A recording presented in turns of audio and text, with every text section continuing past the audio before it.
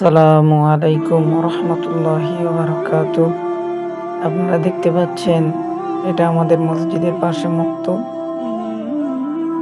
হবে। বাচ্চারা এই সব খেলা করছে।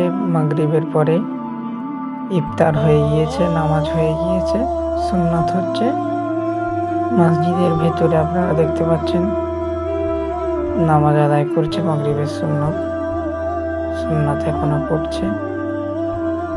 এবং আপনারা দেখতে পাচ্ছেন মসজিদের বাইরে ভেতরে খুব সুন্দর মসজিদ। এবং আমাদের মসজিদের পাশে এই মাঠ, বিশাল মাঠ, এখানে ধান চাষ হয়। এটা আমাদের মিনহাজ দাঁড়িয়ে আছে, ফুরফুরা শরীফে পড়ছে মিনহাজ, দেখতে পাচ্ছেন। খুব সুন্দর একটি জায়গা।